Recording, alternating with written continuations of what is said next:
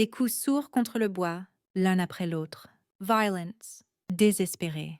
Puis sa voix, cette voix que j'avais appris à redouter au cours de 2 années d'enfer. Ouvre cette porte. Vieille, bonne à rien.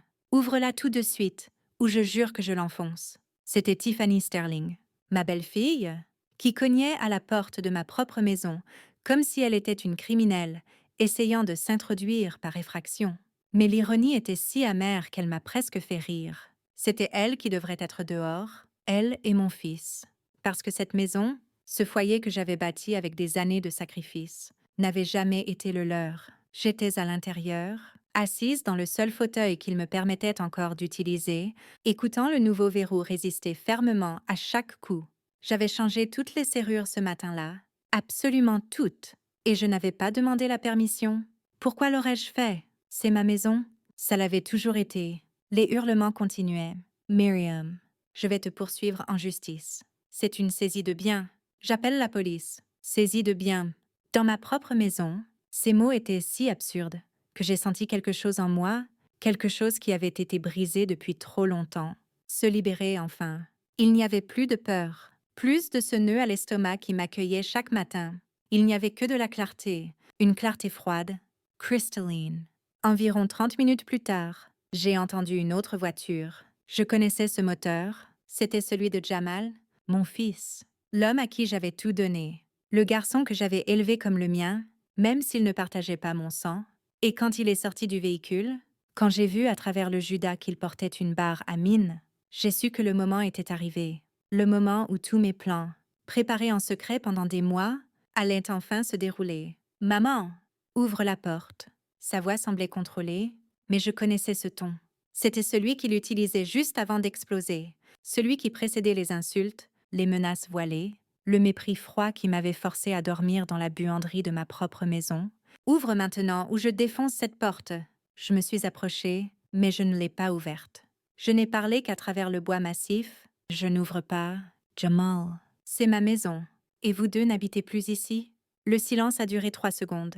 Puis l'explosion est venue. « Ta maison. Cette maison appartient à tout le monde. On y vit depuis 2 ans. Tu ne peux pas nous virer comme ça. » Tiffany s'est jointe au chœur. « Tu dois nous donner un préavis. C'est illégal. Je vais t'enregistrer et le poster en ligne pour que tout le monde voie quel genre de mère tu es. » Des enregistrements? Drôle qu'elle mentionne ça. Parce que j'avais des enregistrements. Moi aussi. Plain. Et pas seulement de ce moment. Je leur ai dit de partir. De parler à un avocat s'ils le voulaient. Que j'avais déjà parlé au mien. Ça les a arrêtés net. J'ai vu le doute dans les yeux de Jamal à travers le Judas. Tiffany, cependant, n'a fait qu'intensifier sa fureur. Tu n'as pas l'argent pour un avocat. Tu peux à peine te payer à manger. Miriam, arrête de mentir. Mais je ne mentais pas. 3 mois plus tôt, j'avais engagé Elias Vance, l'un des meilleurs avocats en expulsion familiale de la ville. Je lui avais payé un acompte de 2 300 € d'avance. De l'argent qu'il pensait que je n'avais pas, de l'argent que j'avais secrètement économisé pendant des années sur un compte que j'avais ouvert à la mort de mon mari, un compte dont Jamal n'avait jamais eu connaissance, un filet de sécurité qui a été mon salut quand j'ai décidé que c'en était assez. Il y a eu un moment précis, un point de rupture. C'était il y a 3 mois, un mardi après-midi. J'étais en train de nettoyer la cuisine après avoir préparé le dîner pour eux. Du poulet rôti avec des patates douces. Le plat préféré de Jamal depuis qu'il était petit. Tiffany est entrée et a laissé tomber son assiette sale sur la table. Elle ne l'a même pas portée à l'évier. Elle l'a juste laissée là, avec de la nourriture collée dessus, et m'a lancé un regard noir. « Demain, je veux que tu laves les rideaux de la chambre principale. Et tant que tu y es, puisque tu ne fais rien de toute la journée, tu pourrais aussi repasser tous nos vêtements pour la semaine. Tu ne fais rien de toute la journée. Moi, qui me levais à 5 heures du matin pour préparer le petit déjeuner. Moi, qui nettoyais chaque recoin d'une maison qui ne me semblait plus mienne. Moi, qui dormais dans une buanderie de 8 mètres sur 2, 1 millimètre pendant qu'ils occupaient la suite parentale avec salle de bain privée et dressing, la chambre qui avait été la mienne pendant 30 ans. Tiffany, ai-je dit cet après-midi-là, en essayant de rester calme. J'ai un rendez-vous chez le médecin demain. Je peux laver les rideaux après-demain? Elle s'est retournée, son regard pur glace. Un rendez-vous chez le médecin? Et qui est censé t'y emmener? On n'a pas le temps de te conduire partout. Si tu veux y aller, prends le bus de la ville. Le bus? J'avais 65 ans, des genoux en mauvais état, et la clinique était à 40 minutes de voiture. Mais ça n'importait pas. Rien de ce dont j'avais besoin n'importait jamais. Jamal est entré à ce moment-là, j'ai expliqué la situation, en espérant, peut-être avec une naïveté qui m'embarrasse maintenant, qu'il interviendrait, qu'il se souviendrait de toutes les fois où je l'avais conduit chez le médecin quand il était petit, de toutes les nuits blanches quand il avait de la fièvre, de tous les sacrifices. Mais il a juste soupiré. Maman, Tiffany a raison. On ne peut pas continuer à te servir à tout bout de champ. Tu es une adulte. Tu dois apprendre à faire les choses toute seule. Apprendre à faire les choses toute seule. Comme si je n'avais pas passé les 40 dernières années à tout faire seule. Comme si je n'avais pas élevé un enfant toute seule, après que son père biologique nous ait abandonnés. Comme si je n'avais pas travaillé à 2 emplois pour lui offrir une éducation, des vêtements, de la nourriture et un avenir. Je n'ai pas dormi cette nuit-là. Je suis restée à fixer le plafond fissuré de la buanderie, en écoutant leur rire depuis le salon. Ils regardaient un film, mangeaient du popcorn, vivaient leur vie pendant que j'existais en marge. Et quelque chose en moi s'est soit brisé, soit enfin réparé, parce que pour la première fois en 2 ans, j'ai vu tout avec une clarté absolue. Ce n'était pas une vie, c'était de la survie. Et je n'avais pas survécu à tant de choses dans ma vie, juste pour finir en fantôme dans ma propre maison. Le lendemain, je suis allée voir Elias Vance, je lui ai tout raconté, je lui ai montré l'acte de propriété de la maison, un acte qui était uniquement à mon nom. Jamal n'était jamais sur les papiers. J'avais acheté la maison en 1992 avec l'argent de l'héritage de ma mère. Des années avant d'adopter Jamal, des années avant même de rencontrer Tiffany. Elias a tout examiné attentivement.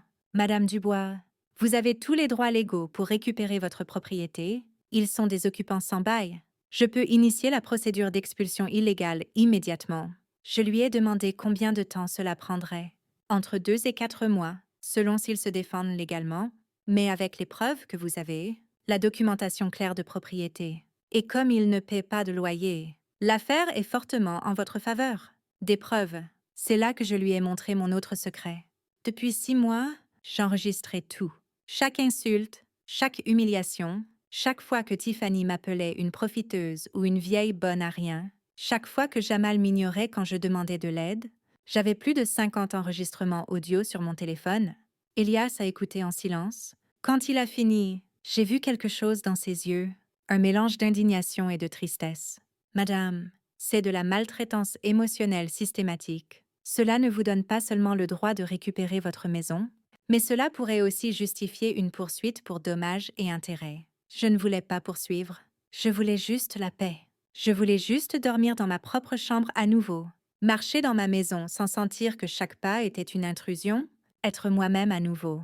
Alors nous avons tout planifié, le changement de serrure, la vie légale, les étapes suivantes. Et aujourd'hui, je l'ai enfin fait. Les coups sur la porte continuaient, mais maintenant ils ne me faisaient plus peur. Parce que pour la première fois en 2 ans, c'était moi qui contrôlais la situation. Jamal a commencé à frapper la porte avec la baramine. Le bruit du métal sur le bois était assourdissant. Chaque impact faisait trembler le cadre. Mais le verrou tenait. J'avais payé un supplément pour des peines dormant renforcées. Le serrurier m'avait regardé bizarrement quand j'avais demandé les plus solides qu'il avait. Des problèmes de cambriolage dans le quartier? Madame, j'aurais aimé pouvoir lui dire la vérité, que le vol avait déjà eu lieu, qu'il m'avait volé ma dignité, ma paix, ma maison. Mais j'ai juste souri et dit oui, c'était juste une précaution. Dehors, Tiffany hurlait aux voisins qui regardaient. Ma belle-mère folle a pété les plombs. Elle nous a enfermés dehors. Nous sommes sa famille. Et elle nous jette dehors comme des chiens. Famille, ce mot qu'ils aimaient utiliser quand ils avaient besoin de quelque chose de moi, mais qui disparaissait chaque fois que j'avais besoin de quelque chose d'eux. Je me souviens du Noël dernier. Tiffany avait invité sa mère, Brenda, à passer les fêtes avec eux. Enfin, avec eux, parce que je n'étais pas invitée au dîner. Maman, la table ne peut accueillir que 6 personnes, et on est déjà serré avec la famille de Tiffany. Tu comprends? Hein? D'ailleurs, tu préfères manger tôt de toute façon? Ils m'ont envoyé dîner à 17 heures, seule dans la cuisine, pendant qu'ils trinquaient dans la salle à manger avec du vin que j'avais payé. Parce que ça n'avait jamais changé. Même s'ils me traitaient comme une bonne, même s'ils m'humiliaient quotidiennement, je payais toujours les factures de la maison. L'électricité, l'eau, le gaz, l'Internet. Tout sortait de mes 1 650 € mensuels de sécurité sociale. Un montant que Jamal considérait suffisant pour que je contribue, puisque tu vis ici gratuitement. Gratuitement dans ma propre maison. Le verrou a finalement un peu cédé. Jamal l'a remarqué et a frappé plus fort. La porte est presque ouverte. J'avais déjà appelé la police 10 minutes plus tôt. J'ai expliqué la situation calmement. Mon fils essaie d'entrer dans ma propriété par la force. J'ai les documents qui prouvent que la maison est mienne. Il n'a aucun droit légal d'être ici. L'opératrice a dit qu'ils envoyaient une voiture de patrouille immédiatement.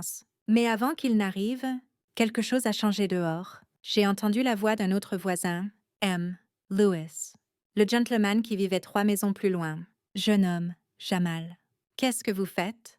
Vous ne pouvez pas défoncer la porte de votre mère. Tiffany a craché en retour. Occupez-vous de vos affaires, vieil homme. C'est une affaire de famille. M. Louis avait été gentil avec moi au cours des 2 dernières années. Parfois, il me saluait quand je sortais les poubelles tôt le matin, avant que Tiffany ne se réveille et ne m'assigne plus de corvée. Une fois, il m'a donné des oranges de son arbre pour faire du jus. Madame Dubois, vous avez l'air fatiguée ces derniers temps.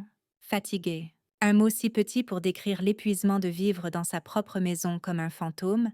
M. Louis a insisté, mais vous endommagez une propriété privée. Je vais devoir appeler la police. Jamal a arrêté de frapper la porte. On les a déjà appelés. C'est elle qui a commis un crime. Elle nous a enfermés dehors sans avertissement. Sans avertissement. Comme si 2 ans de maltraitance n'avaient pas été un avertissement suffisant, les sirènes sont arrivées 5 minutes plus tard. 2 voitures de patrouille. 4 agents. Tiffany s'est précipitée vers eux avec des larmes apparues de nulle part. Un talent impressionnant. Elle pouvait pleurer en 3 secondes quand ça l'arrangeait. Agents.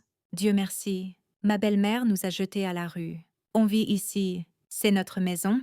L'un des agents, un homme d'une 40aine d'années avec une expression fatiguée, a regardé Jamal avec la barre à mine à la main. Monsieur, posez ça immédiatement. Jamal a obéi, mais avec une rage contenue. Agent, ma mère a changé les serrures sans nous le dire. On vit ici. Elle ne peut pas nous virer comme ça. L'agent s'est approché de la porte et a frappé. Madame, pourriez-vous ouvrir la porte? S'il vous plaît. Je l'ai ouverte lentement. Les agents m'ont regardé. Une femme noire de 65 ans, minche, avec des cheveux gris tirés en un chignon simple. Ils ont probablement vu ce que tout le monde voyait. Une vieille dame fragile, peut-être confuse, mais je n'étais pas confuse. Pour la première fois en des années, j'avais une clarté absolue. Agents, c'est ma maison. Je peux vous montrer les documents. Je suis allée chercher le dossier que j'avais préparé, l'acte de propriété, les factures de service public à mon nom, tout parfaitement organisé grâce à Elias. L'agent a examiné chaque papier attentivement, puis il a regardé Jamal. « Payez-vous un loyer ?» Jamal a bégayé. « C'est ma mère. Tiffany l'a interrompu. « C'est son obligation de nous héberger. Nous sommes sa famille. Elle ne peut pas nous jeter dehors. » L'agent a soupiré. Il avait déjà vu ça. C'était évident. « Madame, si la propriété est à votre nom et qu'il ne paie ni loyer ni nom de bail, vous avez le droit de leur demander de partir. Ils peuvent consulter un avocat, mais ils ne peuvent pas forcer l'entrée. » Tiffany a explosé. C'est incroyable. Appelez votre superviseur. Ça ne peut pas être légal. L'autre agent, plus jeune, est intervenu. Madame, c'est complètement légal. Le propriétaire a le droit de décider qui vit dans sa maison. Si vous voulez contester, vous devez aller au tribunal. Jamal m'a fixé intensément. Et dans ses yeux, j'ai vu quelque chose qui m'a brisé le cœur. Pas du regret, pas de la tristesse, juste du calcul. Il pensait à son prochain coup. Comment reprendre le contrôle? Maman, a-t-il dit d'une voix plus douce. Je comprends que tu sois contrariée, mais c'est extrême. Où est-ce que tu t'attends à ce qu'on dorme ce soir? Avant, j'aurais cédé, ce ton m'aurait fait vaciller. Mais plus maintenant. Jamal, tu as de la famille, des amis, des ressources. Tu trouveras une solution? Tiffany a laissé échapper un rire amer, plein de mépris. Des ressources, on n'a nulle part où aller. Et c'est ta faute? J'espère que tu pourras dormir en sachant que tu as laissé ton fils à la rue. Les agents ont échangé des regards. L'un d'eux m'a parlé à voix basse. Madame, êtes-vous sûre de ça? Nous comprenons que c'est votre droit, mais c'est votre fils. Je l'ai regardé droit dans les yeux. Agent, pendant 2 ans, j'ai dormi dans la buanderie pendant qu'ils occupaient ma chambre. Je me levais à 5 heures tous les matins pour leur préparer le petit déjeuner. Je nettoyais, je cuisinais, je lavais leurs vêtements, et ils ne m'ont jamais dit merci. Ils m'appelaient une profiteuse. Ils me traitaient pire qu'une employée. Parce qu'au moins une employée est payée et a un jour de congé. Le silence qui a suivi était lourd. L'agent a hoché la tête lentement. Je comprends. Je suis désolée. Tiffany a essayé une dernière fois. Miriam, laisse-nous au moins prendre nos vêtements. Tu ne peux pas retenir nos affaires en otage. J'avais déjà prévu ça.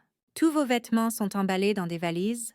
Vous pouvez les récupérer demain matin avec une présence policière, si vous le souhaitez, à 10 heures. Jamal a avancé. Maman, et s'il te plaît, parlons comme des adultes. Je sais qu'on a eu nos différends, mais on est une famille. On peut arranger ça. Des différends. Il appelait 2 ans de maltraitance systématique des différends. La conversation est terminée depuis longtemps. Jamal, demain à 10 heures, avec un agent présent, vous pouvez récupérer vos affaires. Les agents ont escorté Tiffany et Jamal vers leur voiture. Elle hurlait encore. Tu vas le regretter. Je vais le dire à tout le monde. Le monde entier va savoir quel genre de mère tu es. Qu'elle le dise à tout le monde? Qu'elle le crie. Parce que j'allais raconter ma version, moi aussi. Et j'avais les preuves. 53 enregistrements, des messages textes, et des témoins comme M, Louise qui avait vu comment il me traitait. J'ai fermé la porte quand ils sont partis. Le silence de la maison m'a enveloppée, un silence différent. Pas le silence tendu de marcher sur la pointe des pieds pour ne pas les déranger. Pas le silence de se cacher dans sa propre maison. C'était le silence de la paix. Pour la première fois en 730 jours, j'étais seule dans ma maison. Et c'était glorieux. Je me suis assise sur le canapé du salon, le canapé sur lequel je n'avais pas osé m'asseoir depuis des mois parce que Tiffany disait que c'était son espace. Je me suis versé une tasse de thé. J'ai allumé la télévision sur la chaîne que je voulais, pas celle qu'il choisissait, et puis les larmes sont venues. J'ai pleuré comme je n'avais pas pleuré depuis des années. Des larmes de libération. Des larmes pour tout le temps perdu. Pour toute la dignité que j'avais laissé me prendre. À 23 heures ce soir-là, mon téléphone a sonné. C'était Jamal. Je n'ai pas répondu. Il a appelé 4 fois de plus. À la 5e tentative, j'ai décroché. Qu'est-ce que tu veux? Ma voix sonnait plus froide que je ne m'y attendais. Maman, on est dans un hôtel. Tu sais combien ça coûte? 110 € la nuit. On ne peut pas se permettre ça longtemps. Je vivais avec 1650 € par mois et payais toutes les factures de la maison. Mais lui ne pouvait pas se payer un hôtel pour quelques jours. Alors trouve quelque chose de plus abordable ou reste chez la famille de Tiffany. Silence. Puis sa voix s'est durcie. Ce n'est pas fini. J'ai parlé à un avocat. Il dit que je peux te poursuivre pour expulsion illégale. J'ai souri. Il ne pouvait pas me voir, mais j'ai souri. Jamal, j'ai parlé à un avocat il y a 3 mois et il dit que j'ai tous les droits de mon côté. Alors si tu veux aller au tribunal, vas-y. J'ai des documents, j'ai des preuves, j'ai tout ce qu'il me faut. Il a raccroché. Il n'a pas rappelé, mais il m'a envoyé des messages textes, des dizaines, certains suppliants. Maman, je sais que les choses n'ont pas été faciles, mais je ne mérite pas ça. Je suis ton fils, d'autres menaçants. Tu vas finir seul? Personne ne voudra t'aider quand tu seras vieille et que tu auras besoin de quelque chose. J'espère que ça en valait la peine. Et les pires, ceux qui révélaient qui il était vraiment. J'aurais dû te laisser dans cette maison de retraite quand Tiffany l'a suggéré il y a 1 an. Au moins là-bas, tu serais avec des gens de ton âge et pas dans nos pattes. J'ai sauvegardé chaque message, chaque capture d'écran, tout archivé, parce que je savais que ce n'était que le début. Le lendemain, ils sont arrivés pile à 10 heures. Avec eux est venue Brenda, la mère de Tiffany, une femme au visage anguleux avec un regard de faucon. Je l'avais toujours détestée. Et elle, moi, dès le premier jour, elle avait clairement dit que je n'étais pas assez bien pour sa fille, que Jamal aurait dû épouser quelqu'un de plus haut standing. L'agent accompagnant était différent de celui d'hier, plus jeune, moins patient. Madame Dubois, ils vont entrer pour récupérer leurs affaires. Tout est emballé. J'ai hoché la tête. 3 grandes valises dans la chambre principale. J'ai ouvert la porte. Ils sont entrés comme un ouragan. Tiffany ne m'a même pas regardée. Elle est allée droit à la chambre. Brenda, cependant, s'est arrêtée juste devant moi. Tu devrais avoir honte de jeter ton propre fils dehors. Quel genre de mère es-tu? Je l'ai regardée sans cligner des yeux. Une mère qui en a eu assez d'être traitée comme une ordure dans sa propre maison.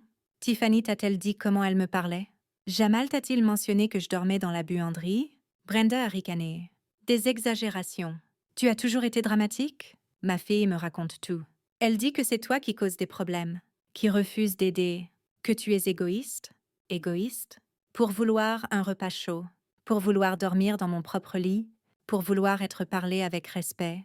Crois ce que tu veux. Brenda, ton opinion ne m'importe plus. Tiffany est sortie de la chambre en hurlant. Des vêtements manquent. Ma robe corail n'est pas là. Et les chaussures de Jamal non plus.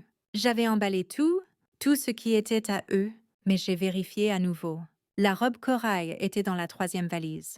Les chaussures aussi, je les lui ai montrées. Tiffany les a attrapées avec colère. Tu as dû les cacher exprès? Jamal a parcouru la maison comme s'il faisait l'inventaire, touchant les meubles, regardant les tableaux. Maman, on doit parler des meubles? On en a acheté certains. Faux. Tous les meubles étaient à moi. Certains avaient 30 ans. D'autres, je les avais achetés avant même qu'ils n'entrent dans ma vie. Vous pouvez prendre tout ce pourquoi vous avez un reçu à votre nom. Tiffany Harry, des reçus?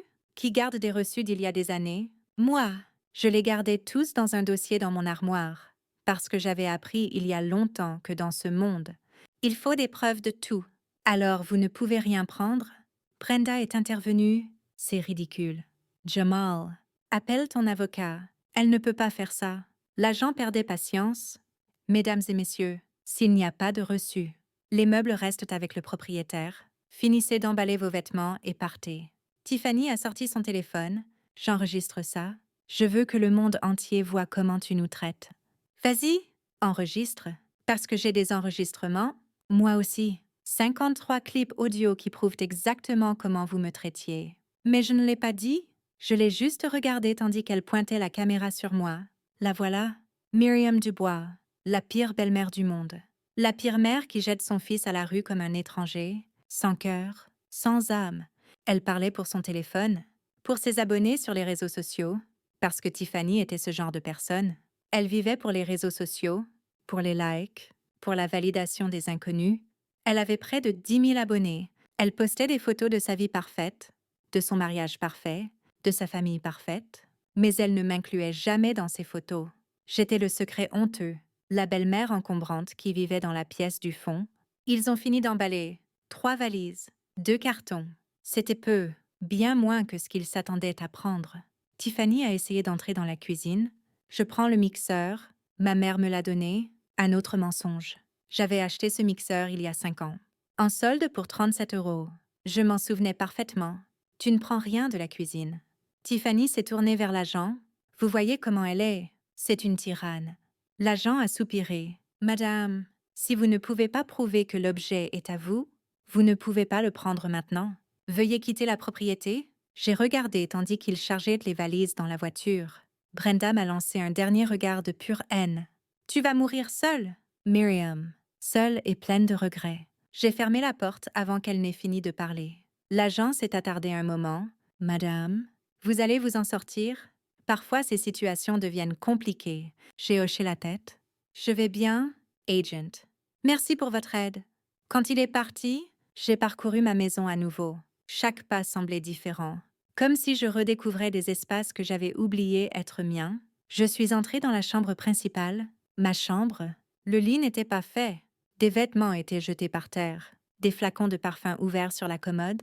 Ils vivaient ici comme s'ils étaient les propriétaires. Comme si je n'existais pas, j'ai commencé à nettoyer. J'ai changé les draps pour des neufs que j'avais stockés.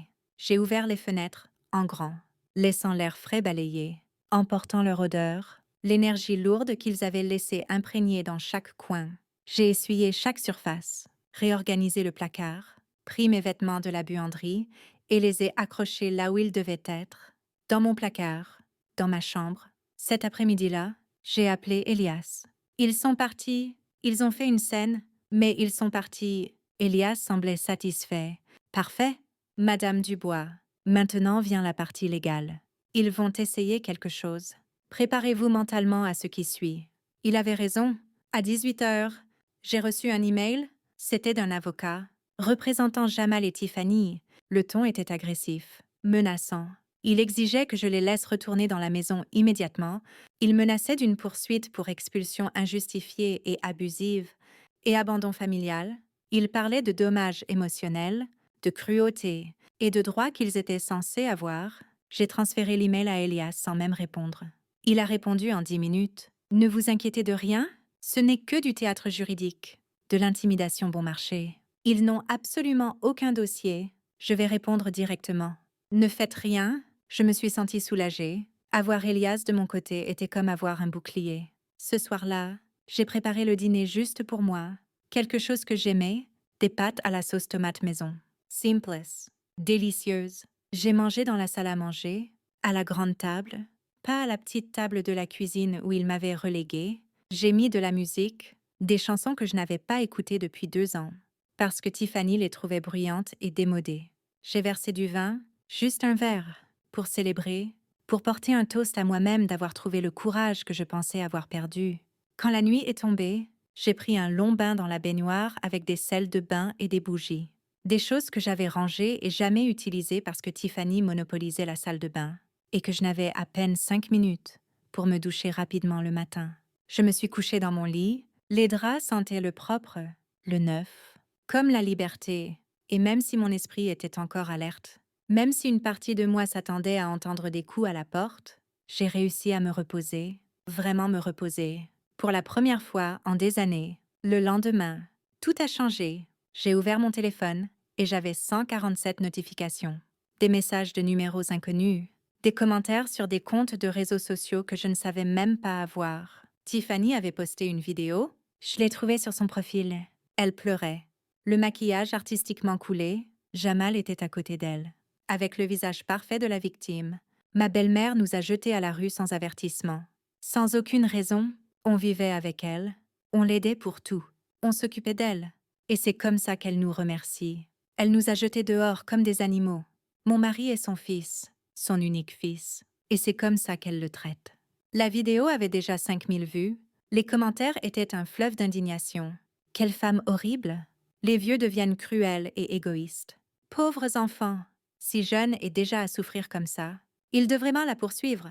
Mais il y avait aussi d'autres commentaires, moins nombreux. Mais ils étaient là. Pourquoi les a-t-elle jetés dehors? Il doit y avoir une raison. Quelque chose ne colle pas dans cette histoire. Tiffany répondait à chacun, construisant son récit. C'est une femme compliquée, manipulatrice. On n'a jamais pu lui plaire. On a tout fait pour elle. Tout. Et elle n'a fait que causer des problèmes. Elle nous traitait mal. Elle nous reprochait tout. Vivre avec elle était un enfer. J'ai lu chaque commentaire, chaque mensonge, chaque mot empoisonné. Et quelque chose en moi brûlait. Ce n'était pas de la rage. C'était une détermination pure. Crystalline. J'ai appelé Elias immédiatement. Avez-vous vu la vidéo?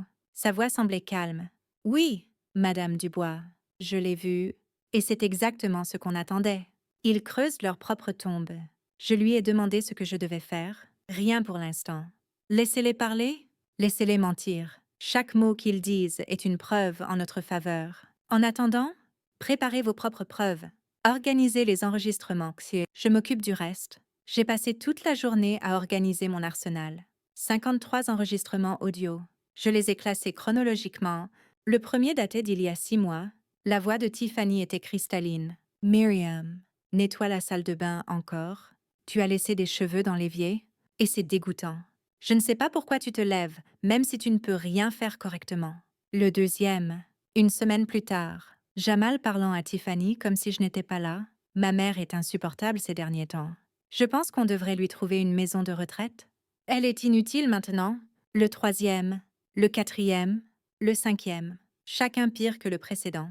Insultes, humiliations, menaces voilées. Et le numéro 27, c'était le pire de tous. C'était mon anniversaire. J'avais 65 ans. Je me suis levée tôt. Comme toujours, j'ai préparé le petit déjeuner. J'espérais que peut-être, juste peut-être, Jamal se souviendrait, qu'il me souhaiterait un joyeux anniversaire, que Tiffany serait au moins courtoise ce jour-là. Mais non, ils ont pris le petit déjeuner en silence. Ils sont partis au travail, sans un mot.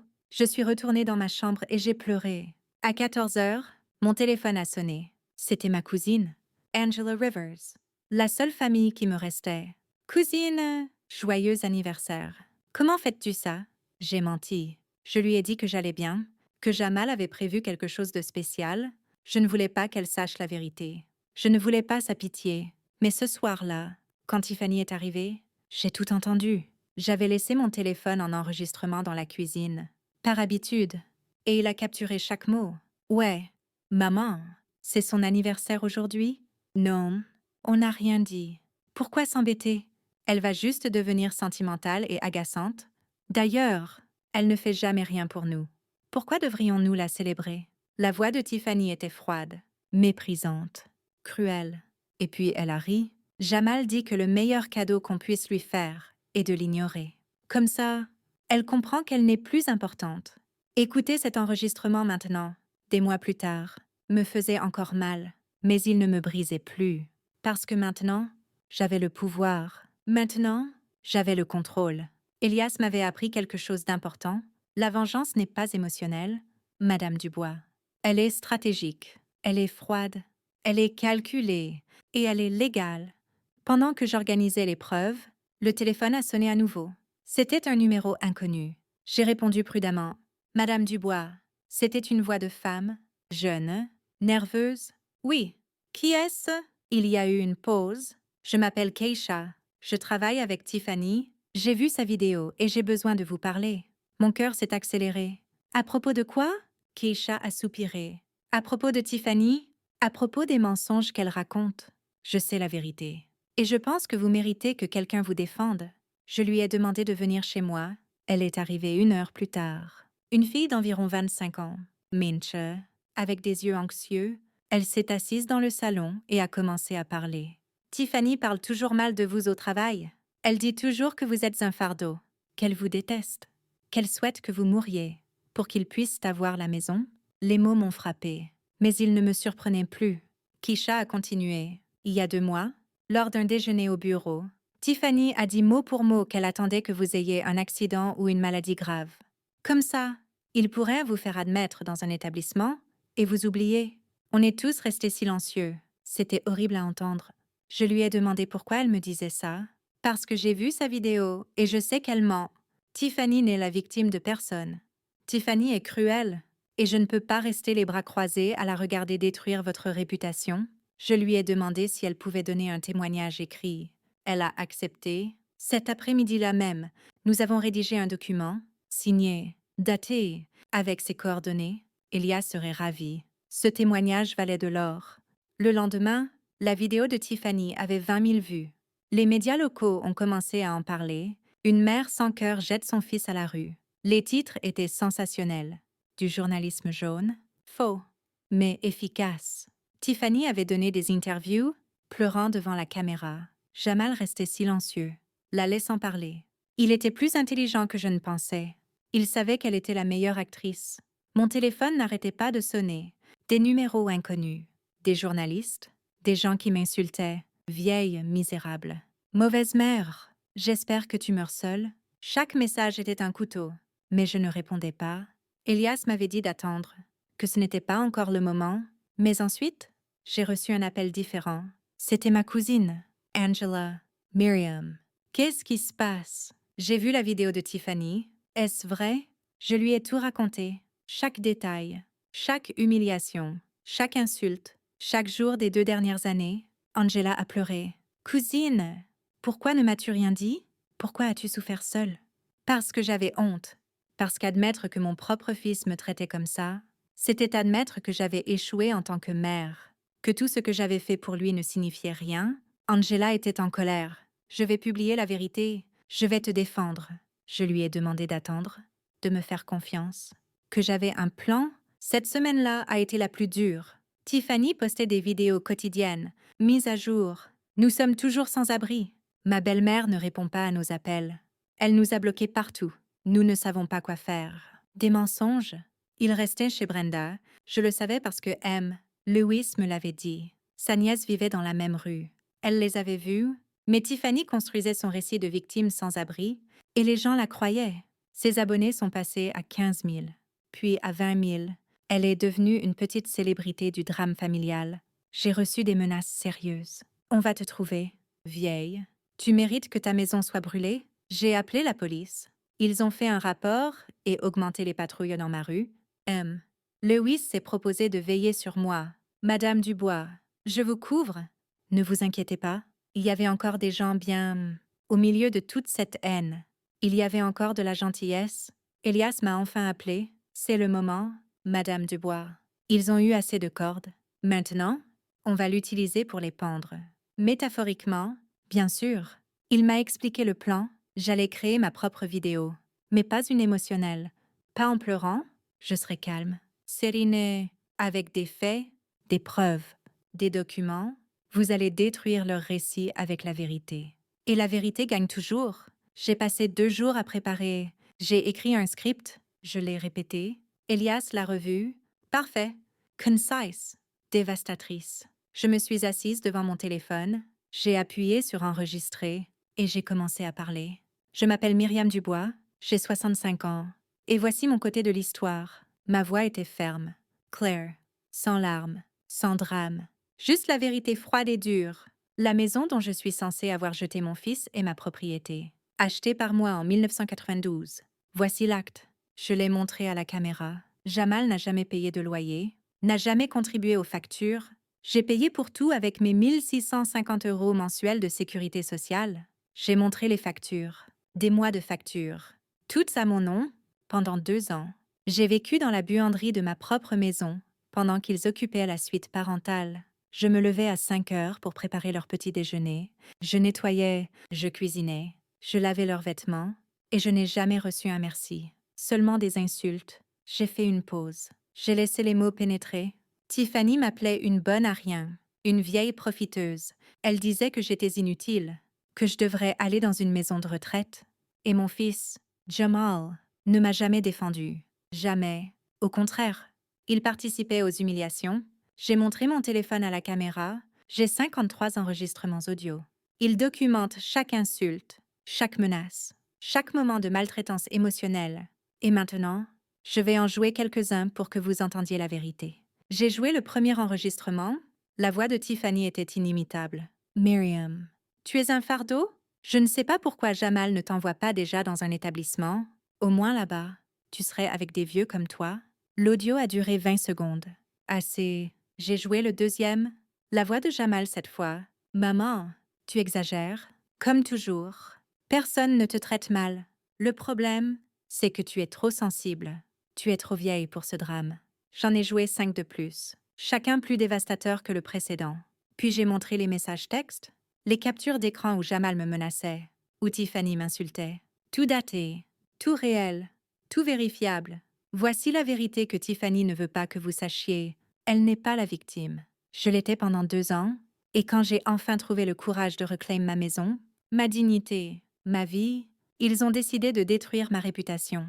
Ma voix est restée stable. Je n'ai pas pleuré, je n'ai pas supplié, j'ai juste présenté les faits. Si vous voulez me traiter de mauvaise mère pour avoir jeté mon fils dehors, allez-y. Mais sachez que ce fils m'a traité pire qu'un étranger, et j'en ai eu assez. J'en ai eu assez d'être invisible dans ma propre maison. J'en ai eu assez d'être un fantôme dans ma propre vie. J'ai terminé la vidéo en montrant un dernier document. Voici le rapport de police du jour où j'ai changé les serrures. Les agents ont confirmé que la maison est mienne. J'ai tous les droits légaux de décider qui vit ici. Tiffany et Jamal peuvent mentir autant qu'ils veulent, mais les faits ne mentent pas. J'ai téléchargé la vidéo à 20 heures. En 30 minutes, elle avait 1000 vues. En 1 heure, 10 En 2 heures, 50. Les commentaires ont commencé à changer. Oh, mon Dieu, ça change tout. Tiffany est une menteuse. Pauvre dame, ce qu'elle a dû endurer. Les enregistrements suffisent comme preuve, mais il y avait encore des défenseurs de Tiffany. Les enregistrements pourraient être faux. C'est de la manipulation d'une vieille femme aigrie. Je ne la crois pas. Ça n'importait pas parce que la tendance s'inversait. Et je le savais. En 3 heures, la vidéo avait 100 000 vues. Les médias qui avaient couvert la version de Tiffany voulaient maintenant mon côté. Mon téléphone a explosé d'appels de journalistes. Madame Dubois, pouvez-vous nous accorder une interview? J'ai refusé tous.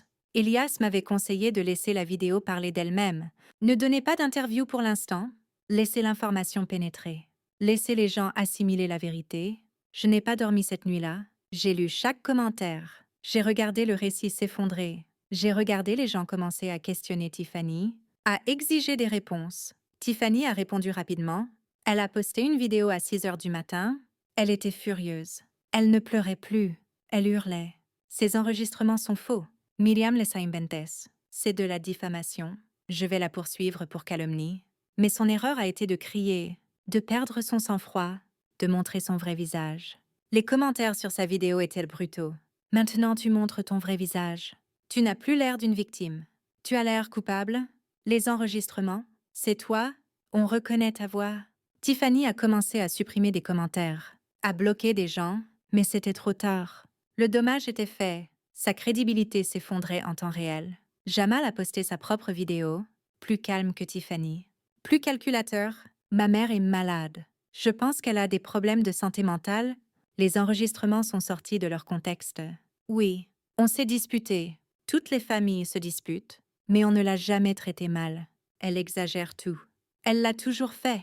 Problème de santé mentale. C'était leur nouvelle stratégie. M'attaquer sur l'âge, sur la santé mentale, me peindre comme sénile. Confuse, manipulatrice.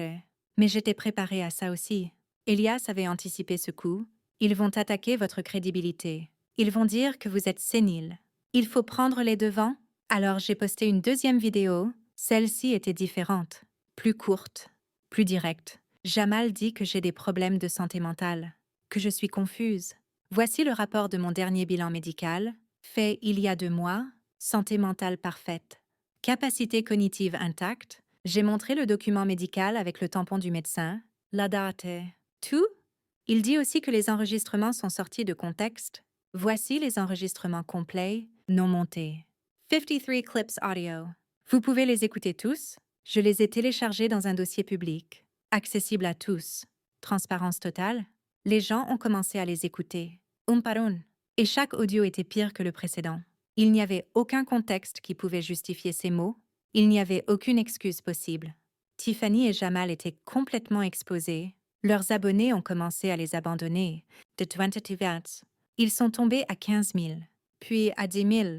Les gens ne pardonnent pas les mensonges. Ils ne pardonnent pas la manipulation, mais ils n'ont pas abandonné. Tiffany a fait un live. Je vais répondre à toutes vos questions. Je vais tout clarifier. Parce que Myriam ment et détruit nos vies. Le live a commencé. 2000 personnes connectées. Je regardais aussi. Les questions arrivaient vite. Pourquoi ta voix dans les enregistrements sonne exactement comme toi? Tiffany a bégayé. Ça peut être édité. Il y a des programmes pour ça. Menteuse. Et les gens le savaient. Est-ce vrai que vous viviez dans sa maison gratuitement? Tiffany a rougi. Ce n'était pas gratuit. On aidait pour des choses. Les courses, les dépenses. Un autre mensonge. J'avais les factures prouvant que je payais tout. Quelqu'un a posé la question évidente. Pourquoi ne montres-tu pas de preuves que vous avez aidé financièrement? Tiffany a commencé à s'énerver. On n'a pas approuvé quoi que ce soit à qui que ce soit. Vous ne savez pas ce qu'on a vécu. Mais les gens voulaient des preuves, des factures, des virements. Quelque chose. Et Tiffany n'avait rien parce qu'ils n'avaient jamais rien payé. Le live est devenu chaotique. Les commentaires étaient cruels, menteuses, maltraitantes, manipulatrices. Tiffany a commencé à pleurer. Mais ce n'étaient plus des larmes convaincantes. C'était des larmes de rage, de frustration, de quelqu'un qui savait avoir perdu. Jamal est entré dans le live, essayant de calmer les eaux. Les gens ne comprennent pas. Ma mère a toujours été compliquée. Depuis que j'étais enfant, je n'ai jamais pu lui plaire. J'ai tout fait pour elle. Et ce n'était jamais assez. Mais quelqu'un a posé une question qui les a détruits. Si ta mère était si mauvaise, pourquoi avez-vous vécu avec elle pendant 2 ans? Pourquoi n'êtes-vous pas parti plus tôt? Silence. Jamal n'avait pas de réponse. Parce que la réponse était évidente. Ils étaient restés parce que c'était pratique, parce qu'ils vivaient gratuitement, parce que j'étais utile comme bonne. Tiffany a abruptement mis fin au live, mais le dommage était fait. Cette diffusion était leur condamnation sociale. Des extraits du live sont devenus viraux. Tiffany et Jamal exposés en direct. Le mensonge de la belle-fille maltraitante s'effondre. Les médias voulaient être maintenant mon côté de l'histoire plus que jamais. J'ai accepté une interview, juste une, avec la chaîne locale la plus réputée. Le journaliste, Marco, est venu chez moi, professionnel, respectueux. Madame Dubois, merci de m'accueillir. Je sais que ça a été difficile.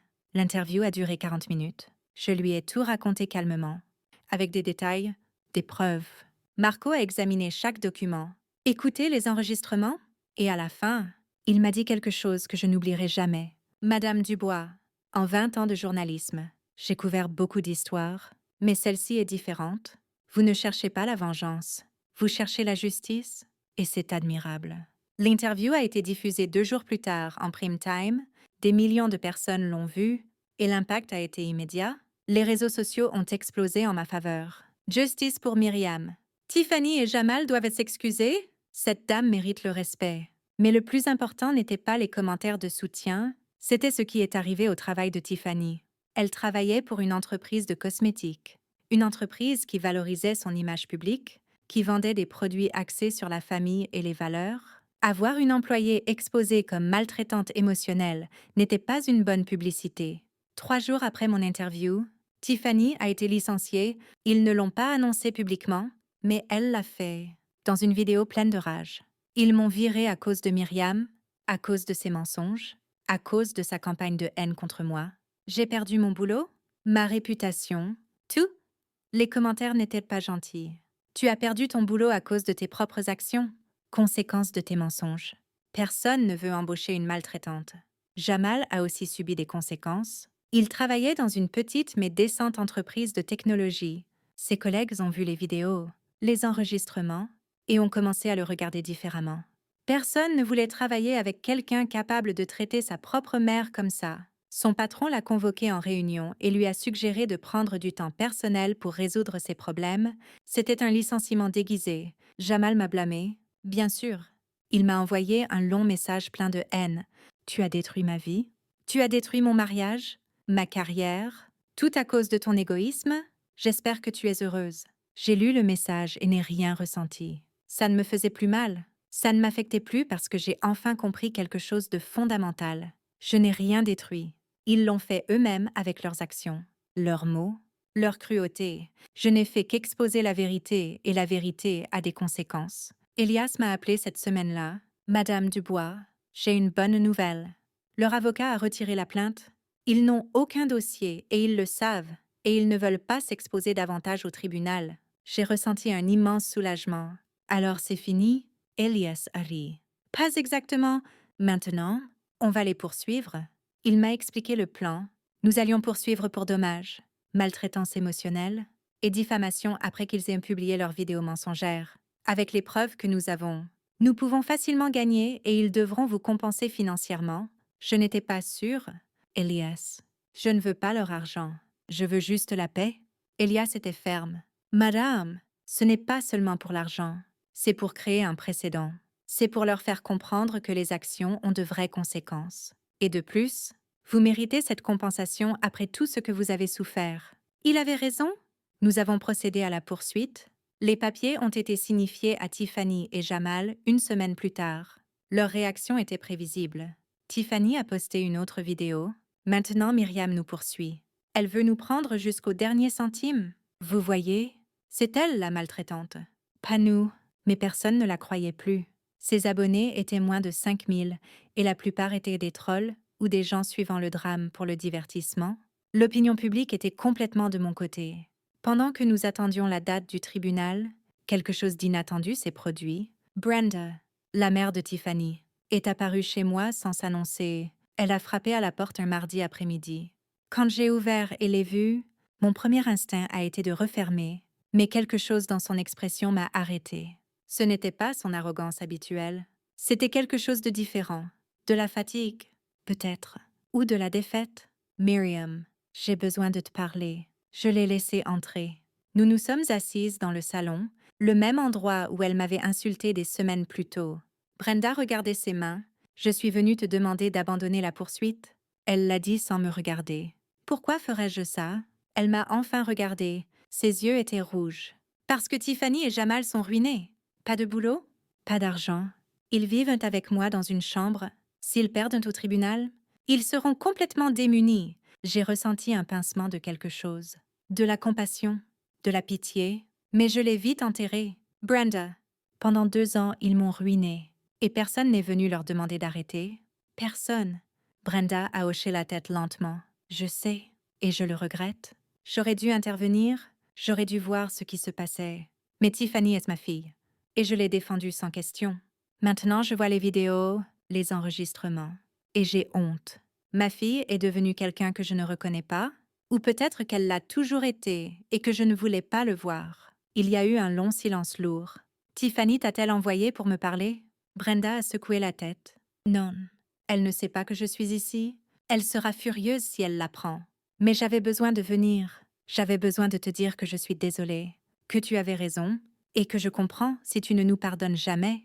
Je ne m'attendais pas à ça. Je ne m'attendais pas à ce que Brenda, de tous les gens, vienne s'excuser. Je n'abandonnerai pas la poursuite. Brenda a fermé les yeux. Je comprends. Elle s'est levée pour partir. Mais avant d'atteindre la porte, elle s'est retournée. Une chose de plus. Tiffany est enceinte. Le monde s'est arrêté. Quoi? Brenda a hoché la tête. 3 mois. Elle ne l'a pas rendu public parce qu'elle sait comment ça paraîtrait. Mais je pensais que tu devais le savoir. Elle est partie sans ajouter un mot. Je suis restée assise dans le salon, à assimiler l'information. Tiffany était enceinte. J'allais être grand-mère, ou je l'aurais été dans des circonstances normales. Mais ce n'étaient pas des circonstances normales. J'ai appelé Elias. Je lui ai dit: Est-ce que ça change quelque chose légalement? Elias était clair. Non. La grossesse n'est pas une excuse pour la maltraitance qu'ils ont commise. L'affaire continue. Il avait raison, mais quelque chose bouillonnait en moi. Un bébé innocent? Sans faute. Quel genre de vie aurait-il avec Tiffany et Jamal comme parents? Le cycle se répéterait-il? Cette nuit-là, j'ai beaucoup pensé à la maternité, à la famille, à ce que signifie vraiment aimer quelqu'un. J'ai adopté Jamal quand il avait 5 ans. Sa mère biologique, ma cousine lointaine, est morte dans un accident. Son père était inconnu. Personne d'autre ne voulait le prendre. Alors je l'ai fait. Je lui ai donné mon nom de famille. Ma maison, ma vie. Je l'ai élevé comme le mien. Je lui ai donné tout ce que je pouvais. Éducation, amour, stabilité. Mais quelque part en chemin, quelque chose a mal tourné. Ou peut-être que c'était toujours mal et que je ne l'ai pas vu. Peut-être que j'aurais dû être plus stricte, plus ferme. Peut-être que je l'ai gâté. Ces questions me tourmentaient. Étais-je une mauvaise mère? Est-ce ma faute si Jamal est devenu qui il est? Mais ensuite, je me suis rappelé les enregistrements, les mots, le mépris, et j'ai su que non, je ne l'ai pas forcé à me traiter comme ça. Je ne l'ai pas forcé à laisser Tiffany m'humilier. C'était ses décisions, et il devait vivre avec les conséquences. La date du tribunal est arrivée 2 mois plus tard. Elias m'a accompagnée. Nous sommes entrés dans la salle d'audience. Tiffany et Jamal étaient déjà là avec leur avocat, un jeune homme qui avait l'air mal à l'aise. Tiffany m'a regardée avec une haine pure. Son ventre se voyait déjà. Jamal n'a même pas tourné la tête. L'audience a commencé. Elias a présenté notre dossier. Il a joué les enregistrements, montré les documents, présenté les témoignages.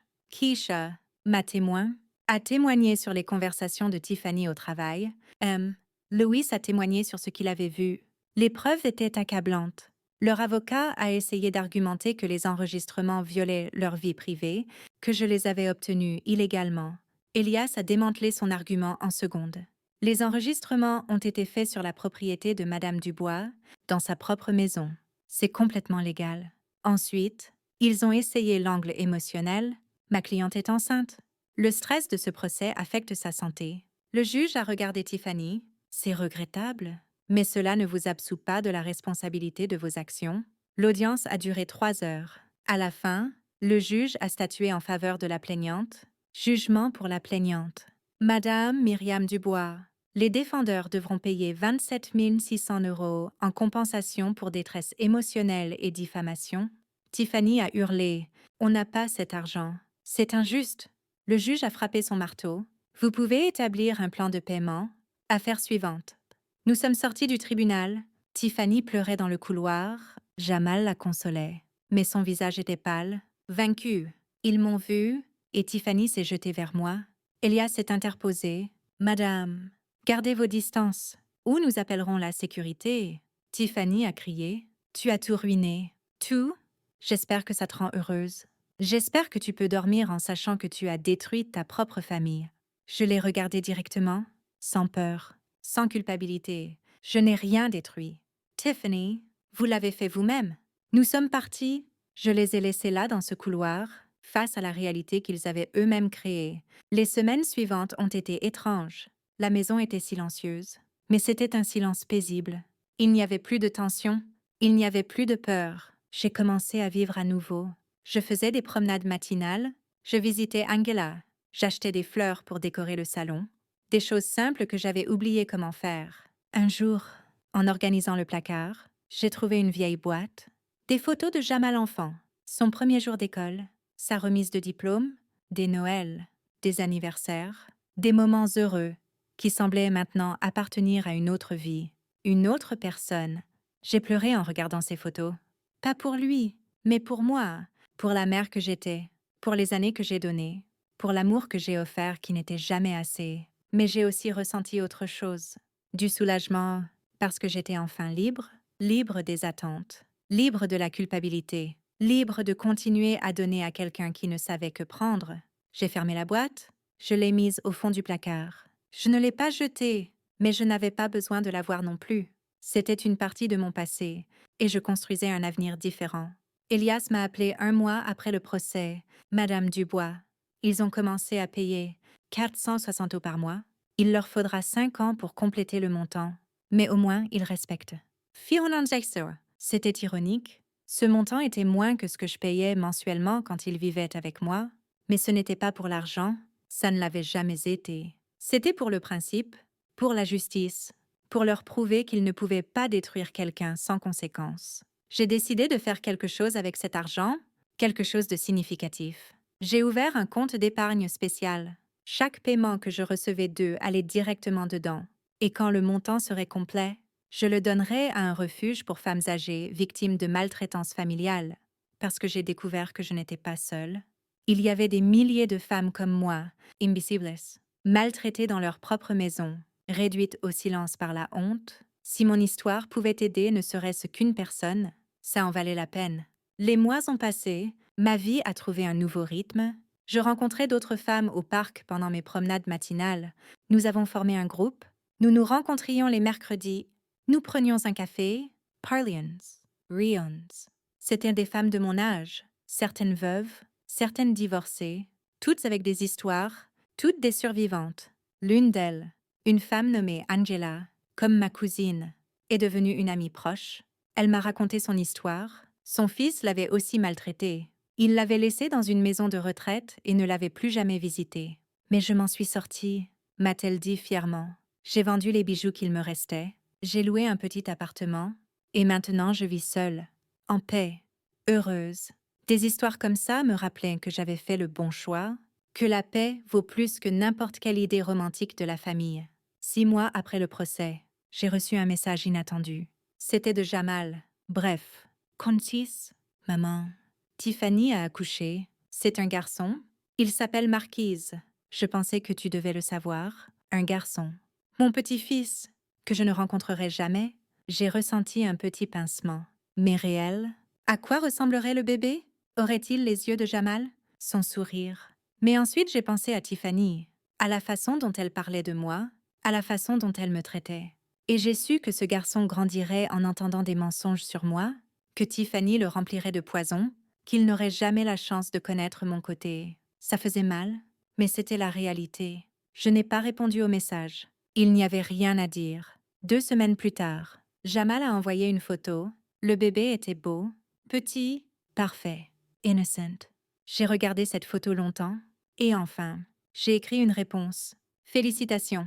J'espère que vous êtes de bons parents, meilleurs que vous ne l'avez été avec moi. C'était la seule chose que je pouvais dire. Jamal n'a pas répondu. Les mois ont passé. La première année, puis la deuxième, la vie a continué. J'ai vendu la maison, trop de souvenirs amers, trop d'ombre dans chaque coin. J'ai acheté un appartement plus petit, moderne, lumineux, dans un immeuble avec sécurité, avec des voisins sympathiques donnant sur un parc. C'était parfait. Exactement ce dont j'avais besoin. Avec l'argent restant de la vente, j'ai fait un voyage, quelque chose que j'avais toujours voulu faire, mais que je n'avais jamais pu. Je suis allée en Espagne, le pays de mes grands-parents. J'ai visité de petits villages, j'ai mangé de la nourriture délicieuse, j'ai marché dans des rues anciennes, j'ai rencontré des gens, j'ai parlé, j'ai ri, j'ai vécu, et pour la première fois en des décennies, je me suis sentie complète. Pas en tant que mère, pas en tant que grand-mère, juste en tant que Myriam, en tant que femme, en tant qu'être humain avec une valeur propre. Quand je suis rentrée, j'ai repris ma routine. Mes promenades, mes amis, mon groupe de soutien. J'ai commencé à donner des conférences dans des centres communautaires, à des groupes de personnes âgées. Je racontais mon histoire sans drame, juste des faits. Et je terminais toujours par le même message. Ne laissez personne vous prendre votre dignité. Peu importe qui c'est, famille, amis, n'importe qui.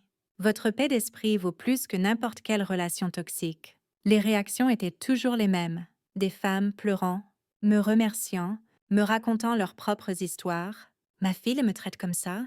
Mon fils m'a volé mes économies. Ma belle-fille m'ignore. Des histoires dévastatrices, mais aussi des histoires d'espoir, de femmes qui avaient décidé de changer, qui avaient dit assez, qui avaient reclamé leur vie. Un après-midi, après l'une de ces conférences, une jeune femme s'est approchée de moi. Elle devait avoir environ 30 ans. Nerveuse. Madame Dubois, puis-je vous parler? J'ai hoché la tête. Nous nous sommes assises sur un banc. Je suis comme Tiffany, a-t-elle commencé. Mon cœur s'est accéléré. Je traite mal ma belle-mère. Je lui dis des choses horribles. Et après avoir entendu votre histoire, j'ai réalisé ce que je fais. Des larmes coulaient sur son visage. Je ne veux pas être cette personne. Je ne veux pas que ma belle-mère ait à faire ce que vous avez fait dans 20 ans. Je l'ai écoutée. Je lui ai donné des conseils. Je lui ai suggéré une thérapie, une médiation familiale, une communication honnête. Elle est partie plus calme, avec de l'espoir, et j'ai ressenti quelque chose d'étrange, de la satisfaction, parce que ma douleur, mon histoire, aidait à empêcher d'autres de souffrir la même chose. Ça créait un vrai changement. 3 ans après le procès, les paiements se sont terminés. 20 Vivienne Sexunder complète. Je les ai donnés. Comme promis, le refuge a utilisé l'argent pour agrandir ses installations, pour aider plus de femmes. Ils m'ont invité à l'inauguration. L'inauguration était belle. Des femmes de tous âges. Des histoires différentes, mais une douleur similaire. La directrice du refuge m'a présenté à tout le monde. Voici Myriam. Grâce à sa générosité, nous avons pu agrandir et aider 50 femmes de plus chaque année. Les applaudissements m'ont submergée. Je n'ai jamais cherché la reconnaissance. Je voulais juste que quelque chose de bon sorte de toute cette souffrance. Après l'événement, une femme âgée s'est approchée de moi. Elle devait avoir 70 ans. Peut-être, son visage marqué par le temps et la douleur. Merci, a-t-elle simplement dit. Mon fils me battait. Ils prenaient mes chèques de sécurité sociale, mais ils m'ont aidé ici. Ils m'ont donné un abri, un soutien légal, et maintenant j'ai mon propre appartement, ma propre vie. Je l'ai serrée dans mes bras et j'ai pleuré avec elle parce que je comprenais exactement ce que ça signifiait de reclamer sa vie après qu'elle ait été prise. Ce jour-là a confirmé quelque chose que je savais déjà. J'avais pris la bonne décision. Chaque étape, chaque action, tout en valait la peine. 4 ans après avoir changé ses serrures, ma vie était complètement différente, méconnaissable. J'avais la paix, j'avais un but, j'avais de vrais amis, j'avais le respect de moi-même. Un après-midi d'avril, pendant que je prenais un café sur mon balcon, la sonnette a retenti. Je n'attendais pas de visiteurs. Quand j'ai ouvert, j'ai failli tomber. C'était Jamal. Il avait vieilli, son visage avait des rides que je ne me rappelais pas. Ses cheveux étaient striés de gris. Il avait l'air fatigué, vaincu. « Maman », a-t-il dit doucement. Puis-je entrer? Toutes les alarmes dans ma tête se sont déclenchées, mais quelque chose dans son regard était différent. Il n'y avait pas d'arrogance, pas de calcul, seulement de l'épuisement. Je l'ai laissé entrer. Nous nous sommes assis dans le salon. Le silence était lourd. « Comment as-tu su mon adresse ?» J'avais été prudente pour ne pas la partager. Angela me l'a donnée. Je l'ai suppliée. Je lui ai dit que j'avais besoin de te voir. Ma cousine. Nous aurions une conversation plus tard. Qu'est-ce que tu veux? Jamal. Il a pris une profonde inspiration. Je suis venue m'excuser. Vraiment? Pas d'excuses? Pas de justification? Ce que je t'ai fait était impardonnable. J'ai attendu. J'avais entendu des excuses de sa part avant. Toujours vide. Toujours manipulatrice. Tiffany et moi nous sommes séparés il y a 6 mois. Ça m'a surprise. Il s'avère qu'elle était aussi cruelle avec moi qu'avec toi. Pire. Même. Et quand je n'ai plus pu lui donner la vie qu'elle voulait, elle m'a quittée, elle a pris Marquise. Sa voix s'est brisée quand il a mentionné son fils. Elle ne me laisse pas le voir. Elle dit que je suis un mauvais père, que je ne mérite pas d'être dans sa vie. L'ironie était presque comique. Presque. Et elle a raison, a-t-il continué. Parce qu'elle l'a appris de moi. Elle a appris qu'il est normal de jeter les gens quand ils ne sont plus utiles. Tout comme je l'ai fait avec toi. Des larmes coulaient sur son visage. De vresse, pas feinte. J'ai perdu mon boulot, ma femme, mon fils, ma maison, tout. Et le pire, c'est que je l'ai mérité. Tout. Je suis restée silencieuse. Une partie de moi voulait le consoler, l'instinct maternel qui ne meurt jamais complètement. Mais une autre partie, celle qui avait appris à se protéger, restait ferme. Pourquoi me dis-tu ça maintenant? Jamal m'a regardé directement. Parce que j'ai passé 4 ans à te blâmer, à me dire que tout était ta faute, que tu étais cruel, injuste. Mais quand Tiffany m'a fait exactement ce que je t'ai fait, j'ai enfin compris. Il a essuyé ses larmes. J'ai compris la douleur, l'humiliation, le sentiment d'être invisible dans sa propre vie, et j'ai réalisé que j'étais un monstre avec toi. Il y a eu un long silence lourd. Je ne m'attends pas à ce que tu me pardonnes. Il a continué. Je sais que je ne mérite pas ton pardon. J'avais juste besoin que tu saches que je comprends, maintenant, que je le regrette, et que si je pouvais remonter le temps, je ferais tout différemment. Ces mots sonnaient sincères, mais les mots sont faciles, les actions comptent. Jamal, j'apprécie que tu sois venu, que tu aies dit ça, mais ça ne change rien. Son visage s'est décomposé. Je sais, et j'accepte ça. Je voulais juste que tu saches. Il s'est levé pour partir, mais à la porte, il s'est arrêté. Une chose de plus. Marquise demande parfois de tes nouvelles. Tiffany lui dit que tu es morte, mais il a trouvé des photos et demande qui tu es. Mon cœur s'est serré. Un jour, quand il sera plus grand, je veux lui dire la vérité. Je veux qu'il sache qu'il avait une grand-mère qui l'aurait aimé et qu'il l'a perdue à cause de ses parents. Je ne savais pas quoi dire. Jamal est parti. J'ai fermé la porte et suis restée là, à assimiler tout. Son repentir était-il réel ou une autre manipulation? Après tout ce que j'avais vécu, je ne faisais plus confiance à mes instincts avec lui. J'ai appelé Elias. Je lui ai raconté la visite. Qu'en pensez-vous? Elias était direct. Je pense qu'il a souffert et appris. Mais ça ne veut pas dire que vous devriez le laisser revenir dans votre vie. Le regret n'efface pas les dommages. Il avait raison. Le pardon ne signifie pas la réconciliation. On peut pardonner et maintenir la distance. On peut lâcher la haine sans ouvrir la porte. Cette nuit-là, j'ai beaucoup pensé à Marquise, mon petit-fils, un garçon de 4 ans grandissant sans me connaître, croyant que j'étais morte. C'était injuste pour lui, mais il n'y avait rien que je puisse faire, pas sans me replonger dans le drame. Et j'avais travaillé trop dur pour ma paix pour la risquer. J'ai pris une décision. J'ai écrit une lettre, pas pour Jamal, mais pour Marquise, une lettre qu'il pourrait lire quand il serait plus grand, quand il pourrait comprendre. Je lui ai raconté mon côté de l'histoire, sans haine, sans blâme, juste des faits. Je lui ai dit combien je l'aurais aimé, combien j'aurais souhaité le connaître, mais j'ai aussi expliqué pourquoi je ne pouvais pas. Je lui ai fait savoir que ce n'était pas sa faute, que les problèmes des adultes ne sont pas la responsabilité des enfants. J'ai scellé la lettre, je l'ai mise dans un dossier avec des instructions pour Angela. Si quelque chose m'arrivait, elle devait la donner à Marquise quand il aurait 18 ans. C'était la seule chose que je pouvais faire. Mon cadeau à un petit-fils que je ne connaîtrai peut-être jamais. Les mois ont passé. Jamal ne m'a pas contacté à nouveau. Je respectais ça. Mais un jour, j'ai reçu un colis par la poste.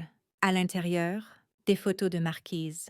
À son premier jour d'école, à son anniversaire, en train de jouer au parc. Et une note de Jamal. Je pensais que tu voudrais le voir grandir, même de loin.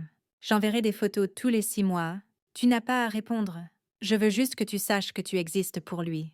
Même si tu ne peux pas être présente, j'ai mis les photos dans un nouvel album.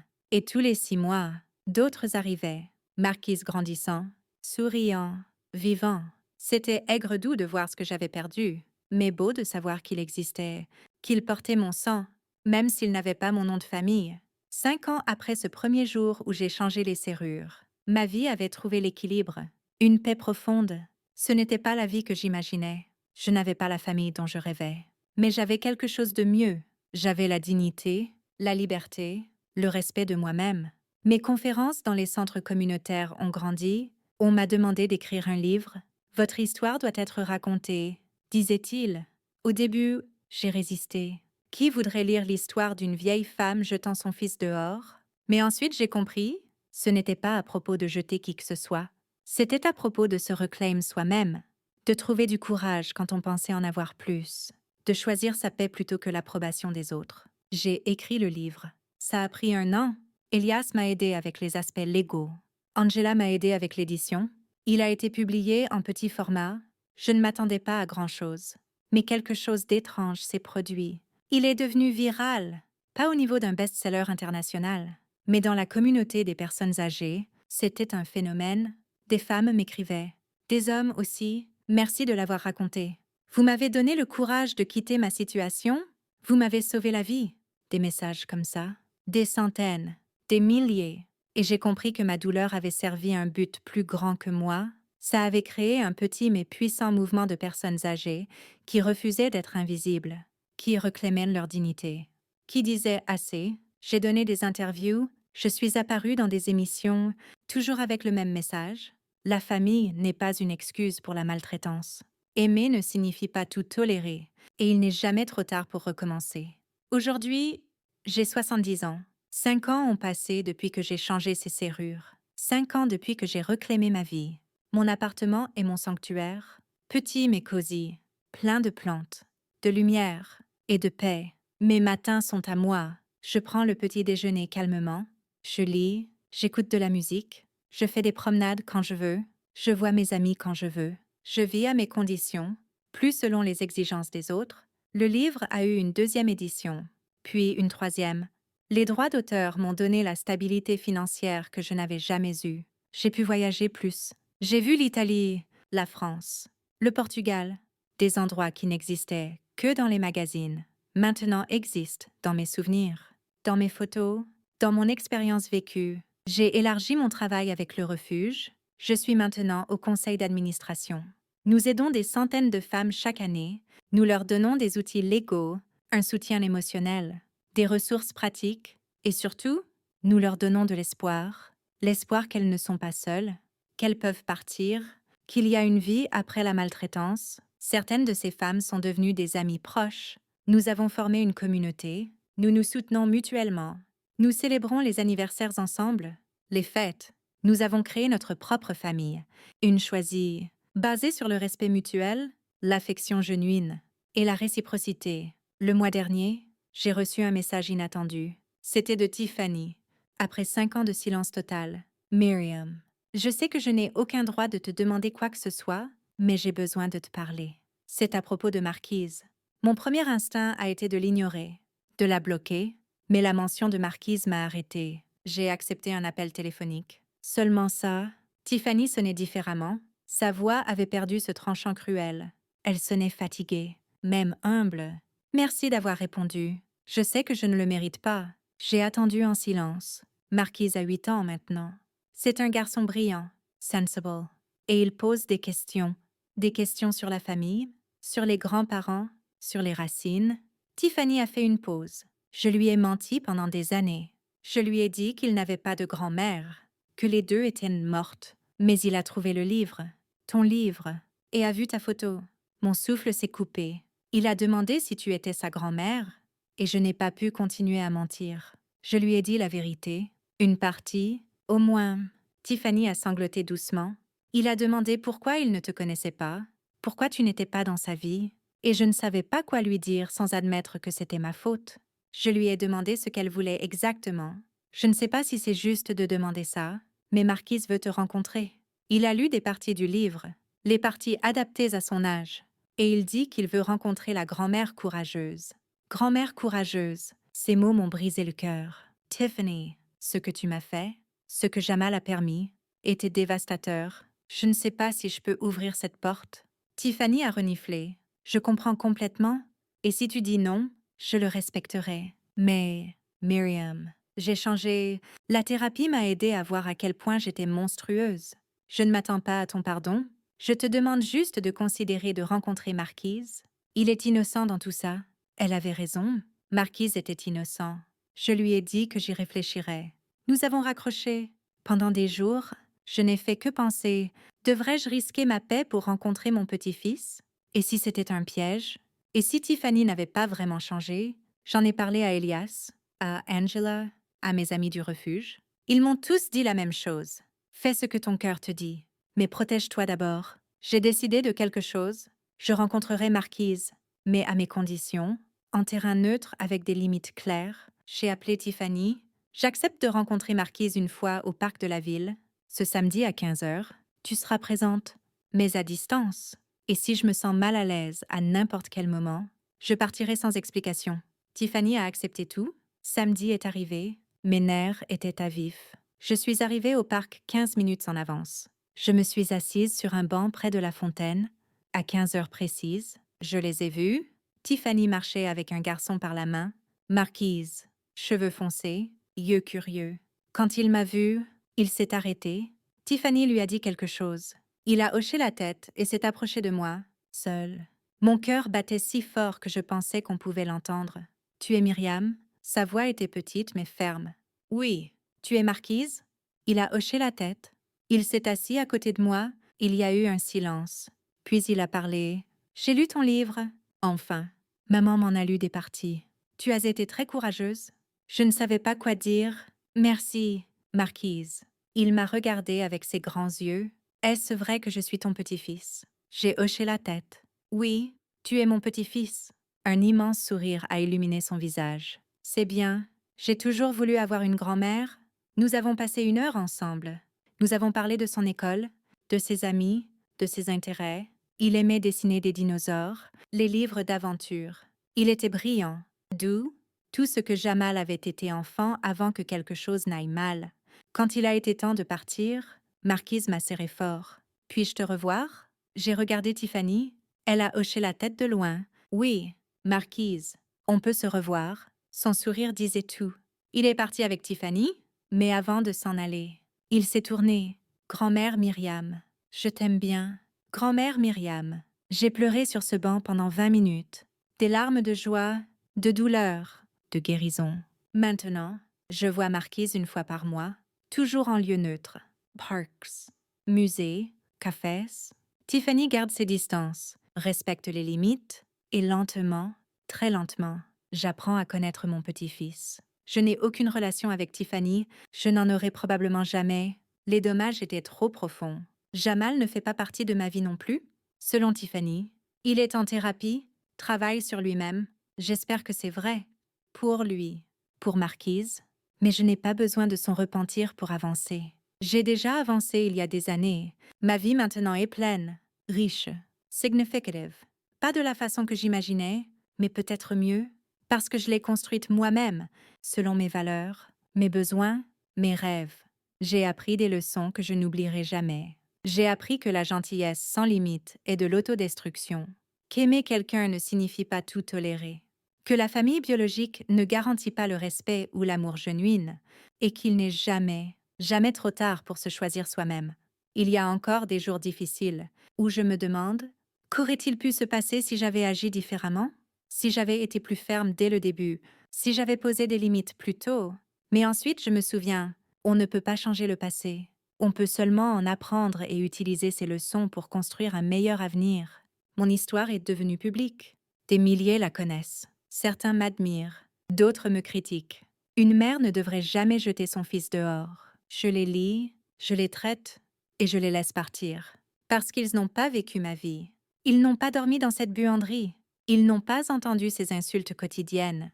Ils n'ont pas ressenti cette humiliation constante. Seule je l'ai vécue. Et seule j'avais le droit de décider quand c'en était assez. Le refuge que j'ai aidé à agrandir porte maintenant mon nom, le centre de soutien Myriam Dubois. Ça m'honore, mais ça me commet aussi à continuer d'être une voix pour ceux qui n'en ont pas, à continuer de lutter pour ceux qui sont encore piégés. La semaine dernière, j'ai donné une autre conférence. Une femme de 60 ans s'est approchée de moi après. Ma fille me traite exactement comme Tiffany vous traitait. Mais j'ai peur d'être seule. J'ai pris ses mains.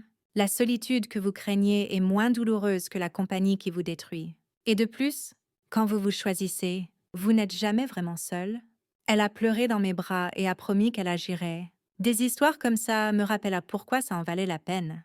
Parce que chaque larme, chaque moment de douleur, chaque jour d'incertitude en valait absolument la peine. Aujourd'hui, je regarde par la fenêtre de mon appartement. Le soleil est chaud. Mes plantes fleurissent. Mon café est parfait. Et je suis en paix. Une paix profonde gagnée avec du sang, de la sueur et des larmes. Mais elle est mienne, complètement mienne. Je ne regrette pas d'avoir adopté Jamal. Je lui ai donné une vie qu'il n'aurait pas eue. Je lui ai donné un amour genuin, des opportunités, une éducation. Ça ne change pas parce qu'il a choisi d'être cruel plus tard. Ma bonté était réelle. Mon amour était réel. Le fait qu'il ne l'ait pas valorisé ne diminue pas sa validité. Je regrette seulement de n'avoir pas compris plus tôt que la gentillesse ne devrait jamais être pratiquée au détriment de l'autodestruction, qu'aimer les autres commence par s'aimer soi-même. Que poser des limites n'est pas de l'égoïsme, c'est de la survie. Voici mon histoire, une histoire de perte, mais aussi de renaissance, de douleur, mais aussi de guérison, d'être détruite, mais aussi de se reconstruire plus forte. Et si quelqu'un lit ça, quelqu'un souffrant en silence dans sa propre maison, je veux que vous sachiez quelque chose. Vous n'êtes pas seul, votre douleur est valide, et vous avez le droit de choisir votre paix plutôt que n'importe quelle obligation familiale. Parce qu'à la fin, la seule chose qui nous appartient vraiment est notre dignité. Et personne, absolument personne, n'a le droit de la prendre. J'ai reclaimé la mienne. Et vous pouvez reclaimer la vôtre aussi. Avez-vous aimé mon histoire? Et de quelle ville l'écoutez-vous? Rencontrons-nous dans les commentaires. Si vous avez aimé l'histoire, vous pouvez me soutenir en envoyant un super merci pour que je puisse continuer à apporter plus d'histoires comme celle-ci. Merci beaucoup pour votre doux soutien. J'attends avec impatience vos commentaires sur l'histoire. Sur l'écran, vous pouvez voir 2 nouvelles histoires de vie que je recommande vivement. Il y en a tellement plus sur ma chaîne. N'oubliez pas de vous abonner. À bientôt dans la prochaine histoire de vie. Avec amour et respect,